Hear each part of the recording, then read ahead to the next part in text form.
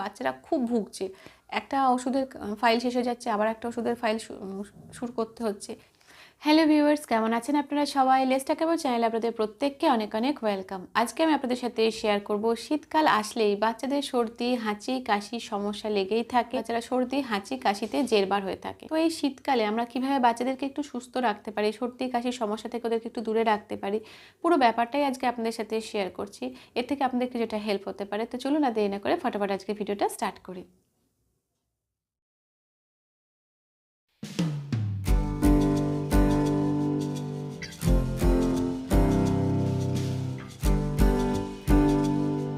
বর্ষাকালে বা শীতকালে এই টাইমগুলোতে আপনারা বিভিন্ন সময় জানান যে বাচ্চার সর্দি কাশির সমস্যা যেন সারছেই না।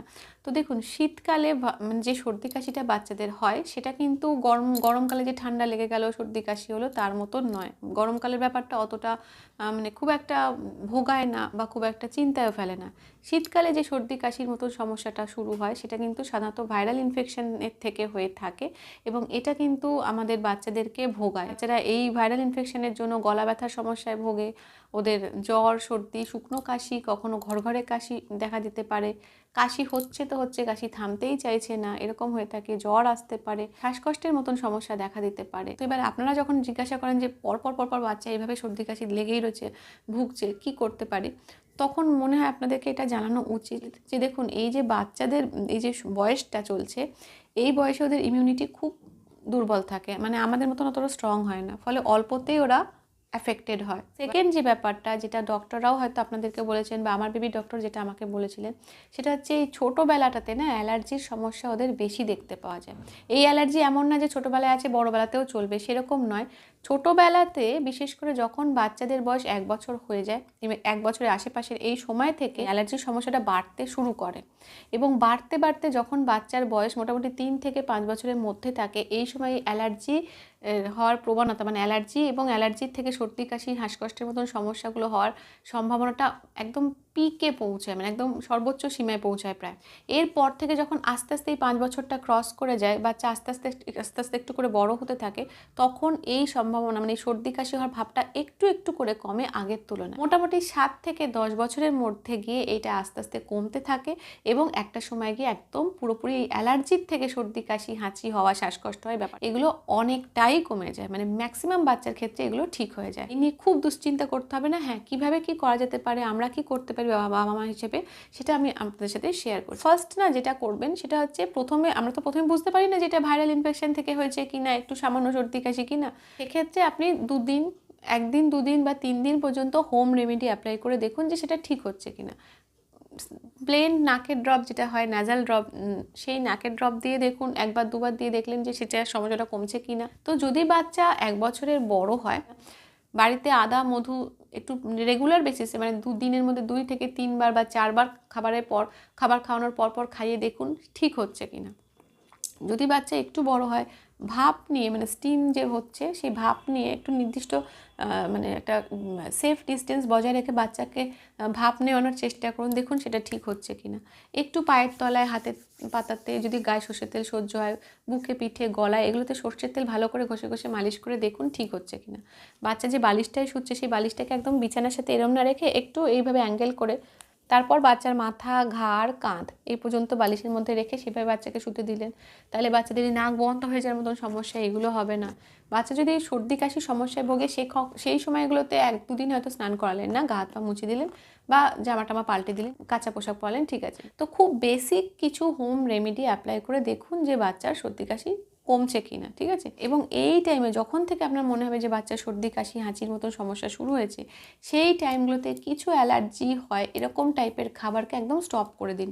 সেখানে ডিম স্টপ করে দিতে পারেন, আমন্ড বাদাম খাওয়ানো স্টপ করতে পারেন, কলা খাওয়ানো একটু স্টপ রাখতে পারেন, তারপরে চিংড়ি মাছ এই জাতীয় খাবারগুলোকে একদম স্টপ করে দিন। যদি গরুর দুধ, অনেক সময় অনেক বাচ্চাদের গরুর দুধ থেকে অ্যালার্জি হয়, ওই টাইমগুলোতে অ্যালার্জিটা বেড়ে যায়। বাচ্চা যদি ব্রেস্ট মিল্ক খায়, তো মার ওই ডিম চিংড়ি মাছ এই খাবারগুলো তখন একটু কম খাওয়াই ভালো। আমন্ড বাদাম এগুলো একটু কম খাওয়া ভালো। দুধের আইটেম খানো বন্ধ করতে পারেন, হুইট বা গমের আইটেম খানো বন্ধ করতে পারেন, সিম্পল ডাল ভাত আলু সেদ্ধ মাছ এগুলো খাওয়াতে পারেন। প্রাথমিকভাবে 2-3 দিন এইভাবে দেখুন বাচ্চা সুস্থ হচ্ছে কিনা। যদি সুস্থ না হয় আর ঘরে হোম রেমেডির ভরসায় ফেলে রাখবেন না, ডক্টরকে দেখাবেন, ডক্টরের কাছ থেকে ওষুধ জানবেন। যদি ডক্টর অ্যান্টিবায়োটিক দেয়, অ্যান্টিবায়োটিকের কোর্স, কাশির ওষুধ দিলে কাশির ওষুধের কোর্স, যে ওষুধগুলো ডক্টর দেবেন সেই কোর্সটুকুনি খাইয়ে দাইয়ে কমপ্লিট করুন। এবার ওষুধের কোর্স যখন কমপ্লিট হয়ে যাবে, স্বাভাবিকভাবে পুরো সর্দি কাশির ব্যাপারটা অনেকটাই কমের দিকে থাকে বা সেরে যায়।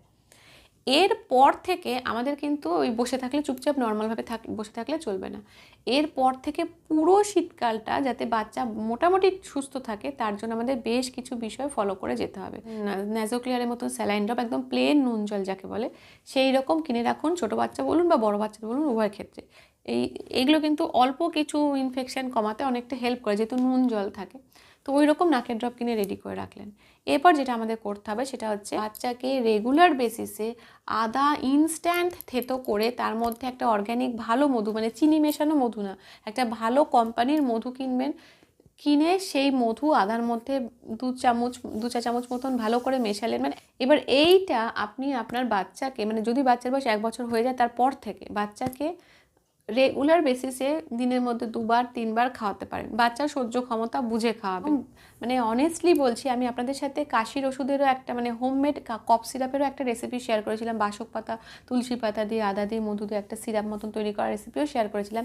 সেটার থেকেও খুব ভালো কাজে দিয়েছে এভাবে ইনস্ট্যান্ট আদা থেতো করে তার মধ্যে মধু মিশিয়ে রেখে দিয়ে সেটা দিনের মধ্যে যতবার খাচ্ছে, ধরুন ব্রেকফাস্ট করলো তারপর একবার, স্কুলে বেরোবে তার আগে একবার, দুপুরে খাওয়ার পরে একবার, সন্ধ্যেবেলায় টিফিন করলো তারপরে একবার, শোয়ার আগে একবার, ওই যে সারাদিনে একবার বানিয়ে রাখলাম। তারপর ওই পেস্টটাই চামচ, মানে হাফ চা চামচ বা 1 চা চামচ করে পরপর খাওয়াতে থাকলাম। তো রেগুলার বেসিসে এইটা ফলো করতে পারেন, এটা কিন্তু বাচ্চাদেরকে খাওয়াতে পারেন। এটা ভীষণ ভালো কাজে দিয়েছে, আমি খুব ভালো ফল পেয়েছি। আপনারা চাইলে এই বিষয়ে ডক্টরের পরামর্শ নিয়ে নিতে পারেন। নেক্সট যেটা করবেন এই শীতকাল জুড়ে রেগুলার বেসিসে, সেটা হচ্ছে ঠিক রাতে শোয়ার সময় তো আমরা ব্ল্যাঙ্কেট বা বিভিন্ন কিছু পরিয়ে ওদের ঘুম পাড়াচ্ছি, মাথাটা থেকে কিন্তু ঠান্ডা লাগে ওপেন থাকলে। তো বাচ্চাদের মাথাটাকে কভার করে রাখার, মানে সুতির কিছু দিয়ে কভার করে রাখার ব্যবস্থা নিতে পারেন। সেটা ক্যাপ হতে পারে, হুডির টুপিটা হতে পারে, মাথা কান দুটোই, মানে পুরোটাকে কভার করে রেখে যদি ঘুমানো যায় সেখান থেকে কিন্তু ঠান্ডাটা কম লাগে রাতে। যখন থেকে ওষুধের কোর্স কমপ্লিট হয়ে যাচ্ছে, বাচ্চা একটু সুস্থ হয়ে গেছে, তখন থেকে কিন্তু স্নান স্কিপ করাবেন না। জল হালকা গরম করে নিয়ে একদম থেকে 2 মগ বা 3 মগ জলের মধ্যে পুরো স্নানটা ফটাফট করে কমপ্লিট করে গা হাত পা মুছে কাঁচা কাপড় জামা পরিয়ে দিন।